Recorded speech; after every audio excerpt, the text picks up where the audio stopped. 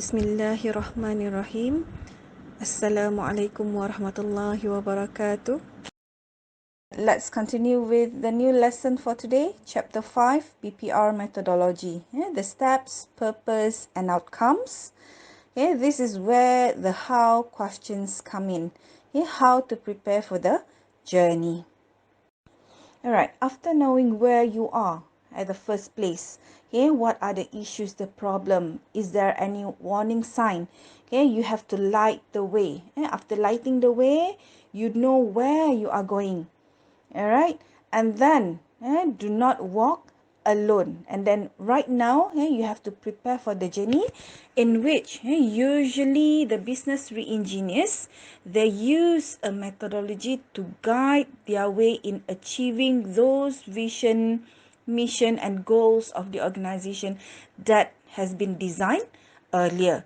Alright, a well-structured methodology enables the business re-engineering team to plan, to track the activities, to measure the project achievements, what have been achieved, what has not been achieved, all right, and then to define deliverables and outcomes, to accurately estimate project costs throughout the life of a project. Therefore, this chapter will describe the methodology for a successful re-engineering projects, as without methodology you may never get where you want to go. First of all, we all must understand that there are key decision points in every business engineering effort. It's about how to collect and organize the information required for decision making, the strategies, the tactics required to make the most appropriate decision. Therefore, we have 5 decision points in BPR project, and we're gonna take a look at these 8 key decision points one by one, including the explanation on each. All right, the purpose, the outcome, and the key activities.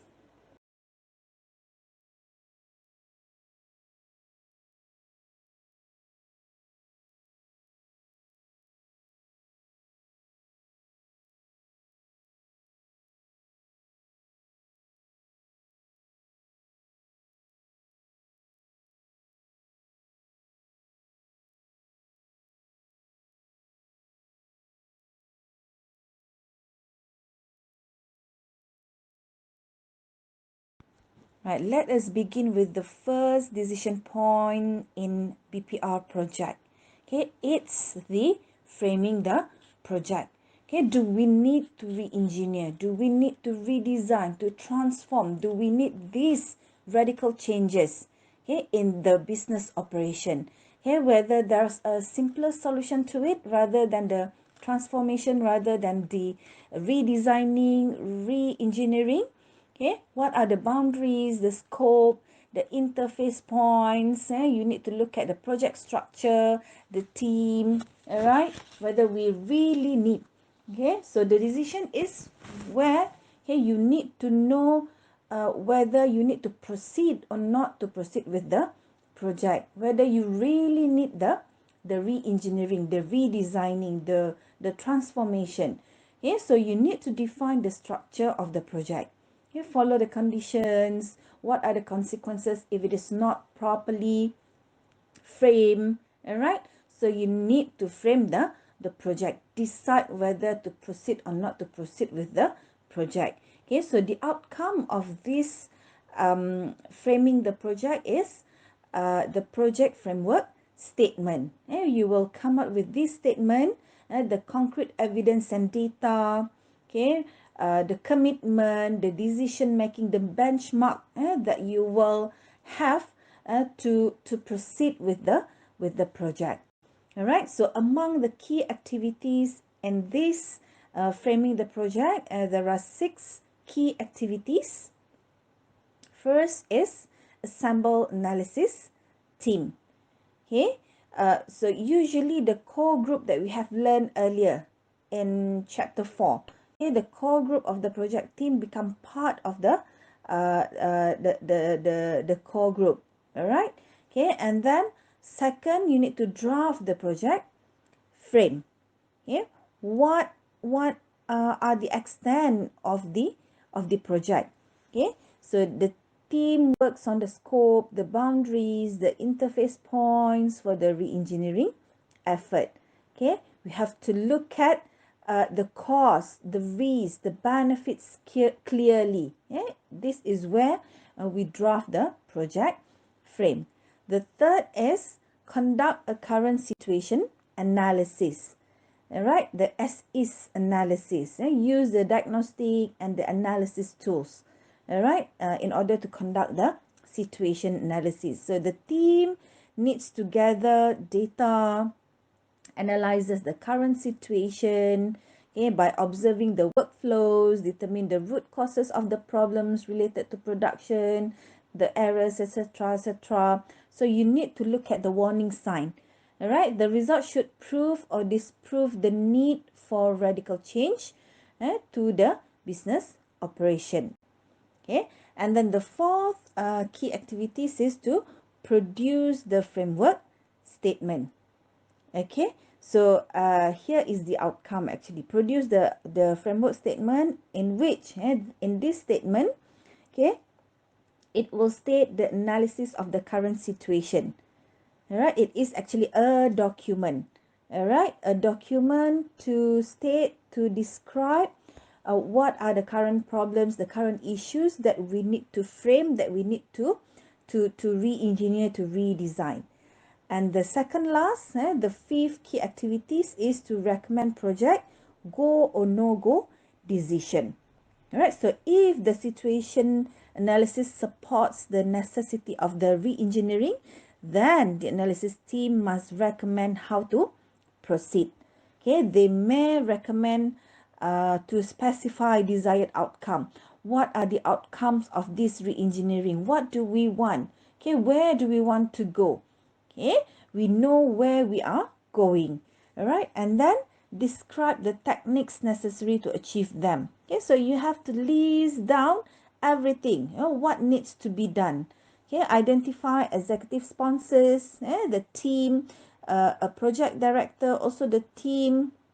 All right, the core group, champion team members by name and organization unit, and develop and allocate funding. So okay, in this fifth key activity, you need to have the effective team to make it happen. All right, and then you need to develop and allocate funding. All right, the funds that you need to re-engineer, because radical changes usually it will needs more fun, as if it is just a simpler solution to the problem. Right. The last key activities is contract with executive sponsors. Okay, be clear with your executive that you want a contract to create the re-engineering design and develop an implementation plan. All right, so you need to be clear about it. Okay, you need to be clear about the redesign, the re-engineering, and so that okay, they will help you to create the re-engineering design and develop the plan. All right. Okay, for tips and techniques for step 1, frame the project. If possible, a project facilitator trained, a trained project facilitator in business reengineering techniques, they should help the analysis team to conduct the meetings and the interviews. All right, this is to help the analysis team to guide them on how to conduct, on what to discuss in the meeting. Yes, so that they are the meetings or the interviews are running smoothly. They know what to do, what to expect. All right, and then you need to develop standardized worksheets and the forms to record observations and collect data to ensure the completeness, the consistency and the accuracy. All right, so usually in a meeting there will be someone who is responsible to collect data, to jot down everything. All right, so you need to record any observations that you have made, anything that you have discussed, record it in a form, in a worksheet. Okay, so that okay, it will be accurate, and nothing will be left out. All right. And then once the data has been collected, okay, you may use this variety of analysis technique, okay, to analyze the data. Okay, we may have cause and effect diagram, Pareto chart, fishbone diagram, or any process flow charts, or any other graphical display options to analyze the data. Okay, so we have done on the first step, frame the project. Turning to the second decision point in BPR project, which is creating vision, values, and goals. Okay, here, okay, you need to ask what is the end vision of the results of the re-engineering, of the redesign. Okay, the priorities, the goals, the vision values, the vision principles, the mission. All right, so in this step 2, okay, the purpose is to create a picture of what the operation wants to become. Okay, what do you want to achieve, okay, at the end of the project? The project executive sponsors and the project team must agree to the vision of the re-engineered environment and its supporting values and goals. So everyone should agree with the vision, the values, the goals that you have designed earlier, yeah, at this stage. All right, so at in this stage, all right, the outcome are the vision, values, and the goal statement. It is just what we have done earlier, all right, in chapter 1, chapter 2, chapter 3. All right, okay, we talk about vision, mission, and goal. So in this step, okay, this is the second decision points in BPR project, the methodology in which, okay, we want to have the vision, values, and goal statement. All right, okay, next we're gonna talk about the key activities. There are 5 key activities in this step to create vision, values, and goals. Okay, the first key activity is to prepare for project kick-off meeting session. And this is actually the initial stage of a project. It is very critical to create the project culture. Okay, you as the project team members, you need to send the right messages to the receiver. They need to receive the right messages. Therefore, it is important for you to spend some time before you begin the project kick-off meeting session. The second key activity is, after preparing for kick-off meeting, you need to conduct the meeting session, the vision session. So here, you need to communicate, you need to promote, you need to announce the project formally to the re-engineering project team, to the executive sponsors, and to all interested parties who want to participate. The third key activity is to conduct the vision session. All right, to conduct the vision session, this is where the project team they develop and agree on the vision, on the values, on the goals for the project under the direction of the project facilitator and the trained project facilitator that we have discussed earlier. This is where in conducting this vision session, you need to clearly, project the vision, values, and goals that we want to achieve. And the fourth activity is to create the vision, values, and goals statement. So here the goal statement here is actually a document. It's just like the framework statement that we have stated earlier in step 1. So in this step 2, we want to create the document for vision, values, and goal. So here the document itself, the vision, values, and goal statement, they cannot be overstated. Okay, it should only not only talk about the vision, but it should validates and celebrate the contribution of everyone involved. Okay, in the vision, values, and goal statement creation.